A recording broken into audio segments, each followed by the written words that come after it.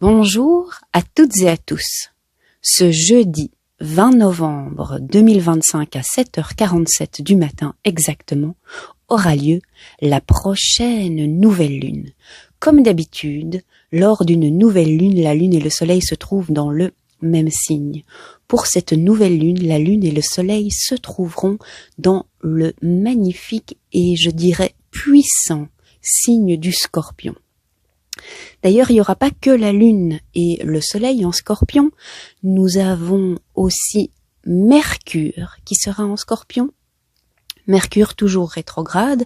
Mercure est passé en mode rétrograde le 9 novembre dernier en Sagittaire. Au moment où je filme cette vidéo, Mercure est encore en Sagittaire, mais à la nouvelle lune, il sera en Scorpion. Et quatrième planète qui sera dans le signe du Scorpion, c'est Vénus. Nous avons donc beaucoup d'énergie astrologique, beaucoup de puissance, beaucoup de focus, beaucoup de, j'allais dire, le spotlight est sur le Scorpion. Le spotlight est sur le Scorpion, alors que le Scorpion, c'est le signe le plus doué pour aller vraiment dans les profondeurs des choses, pour descendre dans le noir, pour descendre dans l'obscurité. Et il apporte sa petite lumière avec lui pour faire la lumière sur tous nos mécanismes inconscients. Donc, première chose à dire sur cette nouvelle lune qui aura lieu, je ne sais pas exactement en quel degré, mais je me demande si c'est pas en degré 29 du Scorpion, parce qu'on passe dans la saison du Sagittaire le lendemain ou le surlendemain. Donc, avec la lune et le soleil, vraiment à la fin du Scorpion, on a cette énergie du Scorpion, mais pas une énergie toute jeune, une énergie mature, une énergie sûre et certaine de sa puissance. Alors tout ça c'est sympa, tout ça c'est bien positif. On a quand même Mercure qui, depuis le 9 novembre, est en mode rétrograde. Mercure en mode rétrograde a toujours une super mauvaise réputation, à savoir plein de problèmes de communication. On vous dit ne prenez pas des grandes décisions parce que ça va foirer. Moi je suis pas vraiment d'accord avec tout ça. Vous pouvez prendre des décisions, mais soyez conscient que vous allez devoir probablement vous adapter quelques jours plus tard ou quelques semaines plus tard. Ne prenez pas des décisions qui sont figées dans la pierre. Cela demande plus d'adaptabilité, mais ça ne demande pas de rester figé comme ça et de ne plus rien faire parce qu'on a peur que quelque chose se passe. Quand une planète se met en mode rétrograde, ce n'est pas contre nous, c'est pour nous. Et donc Mercure en mode rétrograde vient vraiment nous aider à faire notre shadow work et justement à descendre dans les profondeurs de notre inconscient, dans les profondeurs, dans l'obscurité pour aller découvrir des secrets, pour aller découvrir des choses. Moi j'ai tendance à dire des choses merveilleuses, même si on a parfois peur de ce qu'on va bien pouvoir tout à coup voir. Mais donc Mercure en mode rétrograde depuis le 9 novembre dans le signe du Sagittaire. Alors, le Sagittaire, c'est le signe hyper optimiste. C'est le signe qui veut toujours apprendre de nouvelles choses, qui est toujours focus vers grandir, vers l'expansion.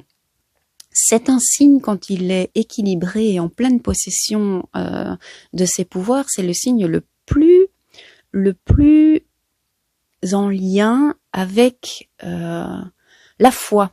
Je dirais même pas l'espoir, parce que quand on dit j'ai bon espoir, on espère qu'un truc va bien se passer, mais avoir la foi, c'est savoir, sans avoir de preuves, que ça va bien se passer. Donc la foi, c'est un truc encore plus fort que l'espoir. Et donc avec Mercure en Sagittaire, je dirais que ces derniers temps, ou en tout cas depuis le 9 novembre, si vous avez l'impression que votre vision à long terme n'est plus très claire, que vous doutez de plein de trucs, que vous avez tendance à être plutôt pessimiste qu'optimiste ou plus pessimiste que d'habitude, eh bien, c'est probablement Mercure rétrograde qui vient faire la lumière sur votre dialogue interne, en vous disant, ah, vous croyez que ces petites pensées là, ces petites pensées déprimantes, ces petites pensées pessimistes, ces petites pensées comme ça, quel est le mot, on a un peu dégonflé, quoi. On est un peu, un mot fort, mais je dirais désespéré. C'est un mot fort, hein. Probablement que certains d'entre vous ressentent ce désespoir et certains d'entre vous ne le ressentent pas vraiment, ou alors quand il vient faire coucou, c'est une petite je suis déprimée, ou je pense que ça ne va jamais marcher, et puis vous vous y accrochez pas trop. Mais en tout cas, si c'est ce genre de pensée qui est remonté à la surface dernièrement, ne vous inquiétez pas trop, dans le sens où Mercure en mode rétrograde dans le signe du Sagittaire a tendance à faire revenir ce genre de pensée à la surface. Alors l'idée, c'est pas de tout de suite les jeter à la poubelle en vous disant « Ah, mais c'est juste à cause de Mercure rétrograde, c'est pas grave ». Non. L'idée, c'est que si ça remonte à la surface, c'est qu'il y a quelque chose à faire avec ces idées noires. Excusez-moi, je rigole avec moi-même. Et donc, ces idées noires. Je vais faire une petite pause. Je vais pas m'en remettre. Me voilà de retour. Donc, ce que je vous propose de faire avec ces idées noires, ces idées déprimantes, ces croyances de « Ah, ça ne va jamais fonctionner de toute façon ». Surtout ça, « Oh, ça va pas fonctionner ». Ou peu importe ce que je fasse, oui, ça sert à rien d'avoir de l'espoir, c'est foutu d'avance. C'est l'opportunité ici d'aller nettoyer tout ça.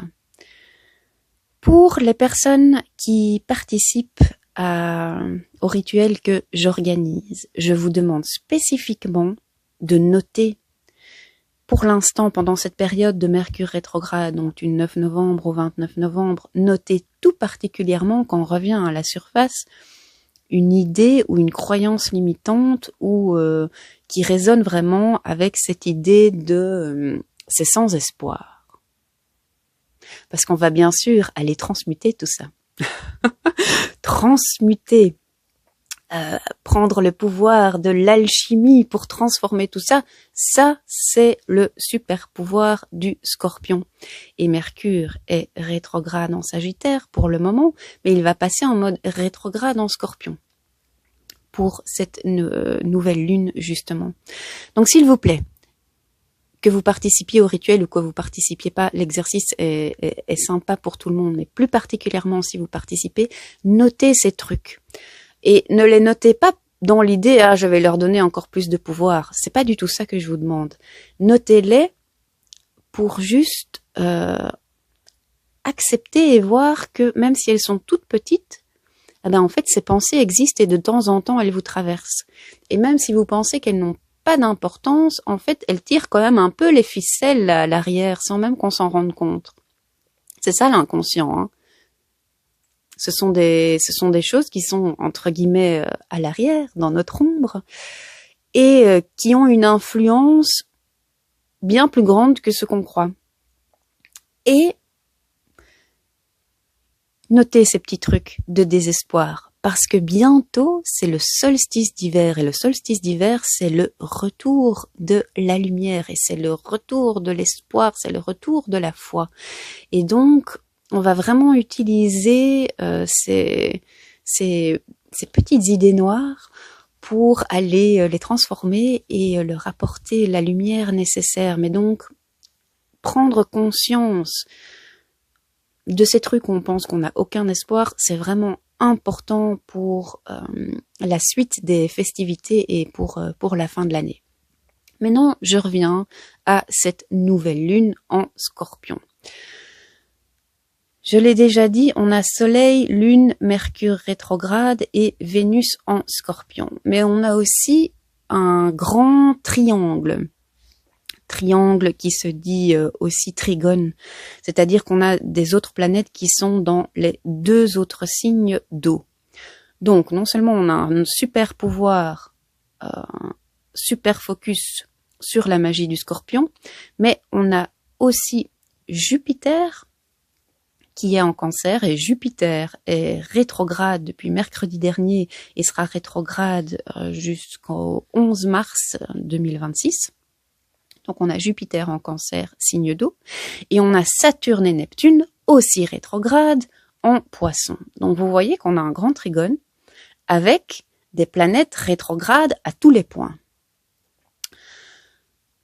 Donc c'est la puissance de l'eau à fond. L'eau, ce sont les émotions. L'eau, c'est relié à la guérison.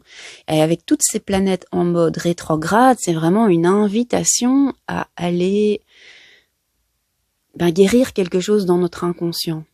Ça va vraiment être hyper puissant. Cette nouvelle lune en Scorpion va être hyper émotionnelle. Alors, quand je dis ça, ne vous dites pas « Ah, ça va être un moment difficile à passer ». Peut-être que oui, peut-être que non, mais gardez vraiment toujours en tête que tout ce qui se passe au niveau astrologique se passe pour nous et pas contre nous. Et donc, vous pouvez utiliser ce mouvement des planètes, vous pouvez utiliser ce qui se passe pour vous faire du bien. Et ici, plus particulièrement, pour vous guérir. Alors, pour les nouvelles lunes, on dit souvent que c'est un excellent moment pour poser une intention parce que c'est un nouveau cycle qui commence. Nouveau cycle, moi je sais pas trop, on approche de la fin de l'année, on approche du solstice d'hiver, les jours deviennent de plus en plus courts, on descend vraiment dans l'obscurité. Et donc, si c'est le début de quelque chose, je vais pas dire c'est le début de la descente de l'obscurité parce qu'elle a déjà commencé et retrouver notre lumière intérieure, retrouver l'espoir et la foi, c'est pas non plus à la nouvelle lune en Scorpion, c'est un petit peu plus tard. Donc, ce renouveau de cette pleine lune, je le vois pas trop comme ça, moi. Moi, je le vois plutôt comme dans cette descente, dans l'obscurité, dans cette descente, dans notre inconscient. Cette nouvelle lune est une étape fondamentale de guérison. Et donc, si vous voulez poser quand même une intention, parce que vous aimez poser une intention lors des nouvelles lunes, posez l'intention que cette nouvelle lune en Scorpion vous relie à votre pouvoir. Notre pouvoir, nous l'avons découvert ou nous l'avons activé lors du rituel pour le sabbat de Halloween, où le Scorpion était aussi fortement mis à l'honneur, puisque Halloween a lieu pendant la saison du Scorpion. Et donc nous avons soit découvert notre pouvoir, soit activé notre pouvoir, et cette nouvelle lune en Scorpion vient encore renforcer ce truc. Ah! Si vous voulez avoir accès à votre pouvoir, s'il reste encore des trucs à guérir dans votre inconscient, c'est le moment de le faire. Pour cette nouvelle lune, vu comment les émotions vont vous traverser, laissez-vous traverser, mais vous allez faire la lumière sur vous allez vous rendre compte de quelque chose. Vous allez, je cherche le mot en français, mais awareness. Vous allez vous rendre compte de quelque chose, et ça sera quelque chose à l'intérieur de vous. Vous allez vraiment vous rendre compte que la vérité, elle se trouve à l'intérieur et pas à l'extérieur. C'est pas le moment d'écouter des gourous spirituels, c'est pas le moment de vous tirer les cartes, c'est pas le moment d'aller chercher une vérité à l'extérieur. C'est le moment de se tourner vers l'intérieur et la vérité va jaillir toute seule par le simple fait, j'allais dire que vous regardez le nombril et que vous laissez les émotions vous traverser, pas seulement le nombril, mais toute la colonne vertébrale. Et quand je dis se regarder le nombril, je le dis, je fais exprès d'utiliser cette expression qui a l'air négative, mais je l'utilise vraiment d'une manière positive en fait. Les réponses sont en vous, les réponses ne sont pas à l'extérieur de vous. Et pour trouver vos réponses à l'intérieur de vous, laissez-vous traverser par toutes les émotions qui vont remonter à la surface maintenant. Laissez-vous nettoyer par cette énergie de l'eau qui est là super puissante en mode grand triangle, grand trigone, en mode rétrograde avec toutes ces planètes rétrogrades qui viennent vraiment nous aider à guérir quelque chose. Et ces guérisons vont vous mettre en connexion avec votre pouvoir et un pouvoir qui vient de l'intérieur.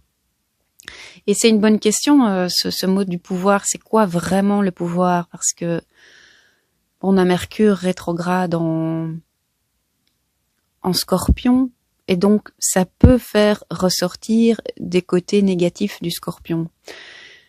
Et je dirais que le Scorpion, il est hyper puissant, il est hyper charismatique. C'est vraiment un des signes. Bon, il y a d'autres signes qui sont charismatiques, mais il a un charisme qui est tout dans le truc secret, mystique, qui fait un peu peur. Ça fait un peu peur, mais on a quand même envie de le suivre parce que c'est une peur qui est chouette, quoi. C'est pas une peur où on a tellement peur, ouh, c'est pas pour moi. C'est là, ouh, ça me fait un peu peur, alors vite, allons-y. Eh bien, cette notion de pouvoir, un Scorpion entre guillemets déséquilibré ou qui n'est pas en pleine possession de son pouvoir, il va avoir un côté le pouvoir il l'aura, mais il va l'utiliser à mauvais escient plutôt qu'à bon escient. Il va l'utiliser pour contrôler les autres, parce que le Scorpion fondamentalement il a peur d'être abandonné et il a peur d'être abusé. Et du coup, il se dit qu'il ne sera jamais ni abandonné, ni abusé, ni utilisé par les autres si lui, il sait manipuler les autres. Ou avoir son ascendant sur les autres, ou son pouvoir sur les autres, soit pour les tenir à distance, ou leur faire faire ce qu'il a envie de faire. C'est une manière pour lui de se protéger. Et ça, c'est un Scorpion qui n'est pas en pleine possession de ses pouvoirs. Parce qu'un Scorpion qui est vraiment en pleine possession de son pouvoir, il s'aide lui-même, mais il aide aussi les autres à passer en mode alchimiste, à transformer, transmuter. Il a un pouvoir incroyable, il s'aide lui-même, il aide les autres. Il ne veut pas contrôler les autres pour ne pas souffrir, il aide les autres. Et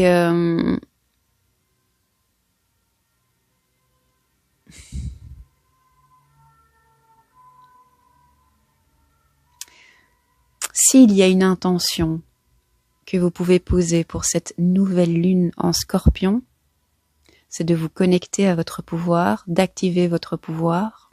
Ça, nous l'avons déjà fait ensemble, je me répète. Mais de découvrir ce qu'il y a à guérir à l'intérieur de vous pour que ce pouvoir soit utilisé pour le plus grand bien de chacun, pour le plus grand bien de tous, pour le plus grand bien du grand tout. Pour utiliser votre pouvoir de manière benevolent et pas malevolent, comme on dirait en anglais.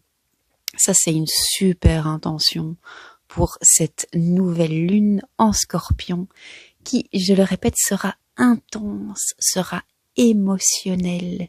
Mais laissez-vous emporter par le pouvoir de l'eau, parce que même si c'est intense, même si c'est émotionnel, c'est extrêmement purifiant, c'est extrêmement guérisseur. Voilà, là-dessus je vous souhaite une excellente nouvelle lune et je vous dis à tout bientôt.